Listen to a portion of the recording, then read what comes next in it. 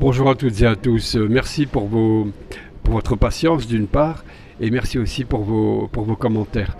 Jean-Marie m'a envoyé un commentaire qui disait que le Covid aurait été créé par le 1% des gens qui dirigent le monde pour essayer de diminuer le 8 milliards de personnes vivant dans le monde pour pouvoir rester effectivement les maîtres du monde et surtout pouvoir profiter encore longtemps des ressources terrestres qui se raréfient. Alors effectivement la thèse, c'est pas du complotisme puisque le professeur Montagnier l'a dit aussi, professeur de prix Nobel de médecine s'il vous plaît, qui avait déclaré que ce Covid-19 n'était pas d'essence naturelle, c'était ni un pangolin ni une chauve-souris, faut quand même arrêter de nous prendre pour des truffes. Que c'était effectivement la Madeleine qui avait fait ça. L'INSERM aussi s'est rangé à l'avis du professeur Montagnier. Alors la question est, est-ce que c'est une erreur de manipulation ou est-ce qu'il ça a été fait sciemment? Pourquoi pas d'enquête? Pourquoi pas de recherche? Pour comprendre peut-être comment ce virus a été fabriqué, peut-être arriver à freiner sa progression, bien qu'elle soit aujourd'hui pas sous contrôle, mais beaucoup moins dangereuse qu'elle le fut en mars dernier. Alors est-ce que ces gens qui sont derrière ce trafic de virus, involontaire ou volontaire, est-ce qu'ils sont insaisissables, se sont volatilisés un peu à la façon de Fantomas, ou alors sont-ils plutôt des intouchables? Moi je penserais pour la deuxième solution, ce serait plutôt des intouchables. Bref, cette question va continuer à nous tarauder longtemps, d'autant plus qu'on est encore sous confinement, sous dictature sanitaire et qu'on se dirige pour que ce soit encore une fois, on vive encore dans un tunnel très longtemps puisque les débats qui s'annoncent, les médias qui préparent leur artillerie et surtout leur surinformation commencent à nous diriger vers un débat qui serait comme celui de 2017 où on nous a proposé, d'après ce que j'ai entendu dire, deux candidats, la peste ou le choléra. Eh bien écoutez, on va reprendre une deuxième assiette, une deuxième platée de ce débat, la peste ou le choléra, puisque tout nous amène avec la force de frappe des médias vers un débat, vers un entonnoir qui nous conduirait à annihiler tous les autres candidats. Ne resterait qu'une femme protée et un homme proté, Nicolas Ier et Marine, pour nous proposer un avenir différent. Évidemment, le bombardement médiatique se fera sur la marine nationale, elle sera très très vite exclue et il sera élu sur un fauteuil. Macron 2, ce sera le Macron 2 cette fois-ci, et à vaincre sans péril, en triomphe, sans gloire. Mais ça, le capitalisme et le libéralisme s'en fout. C'est le résultat qui compte. Alors le débat s'oriente pour arriver vers l'extrême droite et la droite dure et l'extrême droite, j'ai envie de dire l'extrême droite libérale, l'extrême droite de Marine Le Pen. Eh bien, le débat s'annonce autour de l'islamo-gauchisme, la loi sur le séparatisme. Ce sont quand même des termes très dangereux, la loi sur la sécurité globale, aussi le durcissement, etc., à la recherche de l'électorat, et en même temps titiller l'électorat d'extrême droite autour du séparatisme et d'islamo-gauchisme, tout ça pour mettre Marine en avant et Macron en face d'elle. C'est tellement gros, c'est tellement énorme, c'est tellement indécent que ça passera. Hélas, ça va passer puisque l'opinion est fatiguée, l'opinion cherche une solution, et elle est prête souvent à avaler toutes les couleuvres, même si elles sont énormes comme des boas. L'islamo-gauchisme et ces débats sans intérêt m'amènent à dire deux choses. À me souvenir des débats qui avaient animé la première loi de séparation de l'Église et de l'État, celle du 3 juillet 1905. Alors c'était un autre niveau, hein. C'était très violent, c'était plus violent qu'aujourd'hui, mais le niveau quand même intellectuel et philosophique de certains était absolument extraordinaire. Alors, je ne voudrais pas prendre parti, mais j'ai envie de dire que quand même le niveau intellectuel et philosophique, à mon avis, était supérieur aux gens d'église que plutôt aux socialos de l'époque et aux radicaux de l'époque. Je sais que je vais déplaire à beaucoup de monde, mais c'est mon point de vue par rapport à ce que j'ai pu lire. Mais quand on voit un Alexandre Ribot qui fut président du Conseil, qui fut aussi ministre des Affaires étrangères et qui avait demandé de la tolérance aux intolérants, prétendu que l'Église était intolérante, il fallait de la tolérance pour elle. Un débat haut niveau de la part de ces hommes face à une espèce d'arrogance en face de lui, d'un par exemple Aristide Briand qui va venir tonitruer, président du Conseil en 1902, pour affirmer le dogme de la laïcité. Et pourquoi pas, encore une fois, c'est une très bonne chose au regard de ce qu'est laïcité aujourd'hui, hein, je ne suis pas contre. Aristide Briand d'ailleurs, qui pendant les débats, pour la petite histoire, était en train de fricoter dans un hôtel particulier de l'avenue Foch avec une milliardaire qui s'appelait Marie Bonaparte. Oui, parce que cette femme elle cherchait le frisson absolu, ne pouvant la voir physiquement, elle le cherchait intellectuellement en dormant avec des hommes puissants, et elle pensait que Aristide Briand pourra l'emmener au 7e ciel. Ce sera jamais le cas. Bref, mettons ça de côté. Un autre président du Conseil, qui fut d'ailleurs un curé qui s'est éloigné de ses voies, comme l'appelait Georges Clemenceau. Il s'agit d'Émile Combes.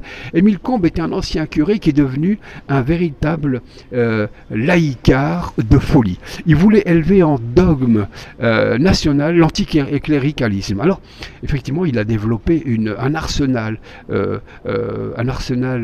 politique, philosophique, pour aller contre l'Église, avec une violence rare. Derrière lui, il y a eu aussi Renaud Viviani, qui fut aussi président du Conseil. Tout ça, ça se passe dans la même époque, hein. René Viviani qui lui disait il va falloir choisir si nous voulons être notre société gérée par l'homme ou par Dieu. Pas des débats très violents. Et Émile Combes, pour revenir à lui, qui était un homme qui était blindé de savoir et de diplôme, mais il avait un problème avec apparemment l'Église et il voulait la détruire en partie. Il va avoir aussi une relation, cet homme pourtant qui prônait des valeurs morales. Il y aurait une relation avec une princesse roumaine qui s'appelait Jeanne Bibesco. Jeanne Bibesco, c'était une femme très riche qui avait créé le Carmel du Prieuré d'Alger et qui, en fréquentant aussi à la façon d'Aristide Briand avec la milliardaire Marie Bonaparte, avec des coucheries, va, pourtant époux modèle, etc. Émile Combes va avoir cette relation, il y a même des lettres qui existent entre ces deux amants. Il menait les débats à la chambre et en même temps il menait des ébats dans la chambre, à la chambre, comme d'ailleurs Aristide Briand avec Marie Bonaparte. Et par la pression et la fréquentation d'Émile Combes, eh bien, Jeanne Bibesco va s'éloigner aussi de l'église et le Carmel du Prieuré d'Alger finira par fermer ou elle le passera sous d'autres mains. Ça va aller tellement loin qu'il y aura le maire de Kremlin-Bicêtre qui va interdire aux curés de porter la soutane. Ouais, il va leur interdire de porter la soutane, se référant à un article qui remonte à Napoléon, qui en 1801 recommandait et intimait l'ordre aux curés de s'habiller à la française.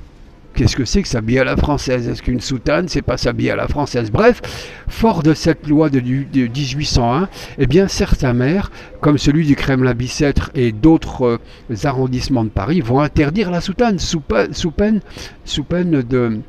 d'amende, etc.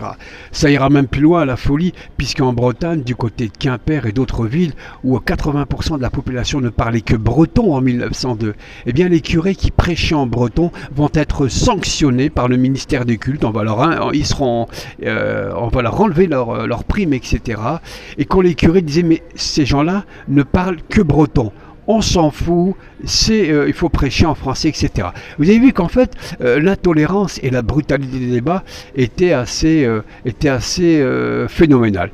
Alors, on n'en est pas là, évidemment, parce que le niveau est terre-à-terre. Aujourd'hui, c'est bassement électoral. C'est bassement au terre-à-terre, c'est pour servir les intérêts et pour nous amener du Macron en première ligne, qui, lui, va jouer sur tous les tableaux, hein. Un coup, il va être pour l'Église, pour les religions. Un coup, il va prôner l'intolérance, mais c'est pas lui qui le fera. Non, lui, il est là pour retirer les marrons du feu. Suivons de près ces débats et peut-être ces ébats. Allez savoir, parce que ça ressemble quand même à une forme de coucherie assez indécente, tous ces débats qui s'étalent et qui se répandent dans les médias.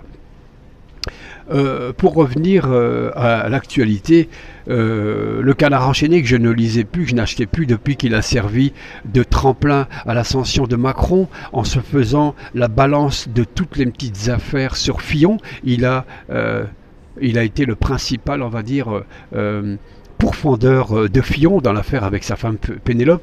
Et là, j'étais un peu déçu qu'il sert effectivement de faire valoir à ce qui se passait en coulisses pour amener Macron au pouvoir. Il a littéralement dézingué Fillon, ce qui a permis un boulevard à Macron d'arriver en place, puisque toutes les informations cachées arrivaient sur Fillon, arrivaient de la part de ses amis et de ses ennemis. Fillon s'est fait littéralement crucifié par tout le monde. Il fallait préparer la voie à Macron premier, et toutes les infos étaient envoyées au Canard enchaîné, puis il balançait tout, et c'était repris par les autres médias, effectivement, qui terminaient le travail. Bref, je me suis remis un peu à le lire, et Dieu merci. Alors, on n'est pas dans le Canard enchaîné de l'époque qui avait été créé par un certain Maréchal, qui était un type prodigieux, et la rédaction se trouvait dans sa cuisine à Paris, et c'était sa femme qui en vélo allait distribuer le Canard enchaîné dans les débuts difficiles du Canard enchaîné. Maréchal était un incorruptible, et un homme qui avait une plume assassine, et un esprit libre.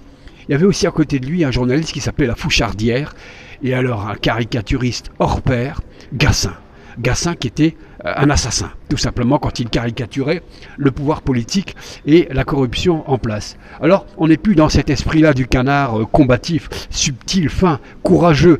Je pense que Maréchal, La Fouchardière ou Gassin n'auraient jamais repris les informations scélérates qui servaient à démolir un Fillon pour mettre en face Macron. Je pense que très très tôt, Maréchal aurait compris le subterfuge et l'escroquerie. Mais tout de même, cette semaine, le Canard enchaîné m'a fourni de quoi rire et me réjouir un peu. C'est un article concernant ce dont les médias parleront pas.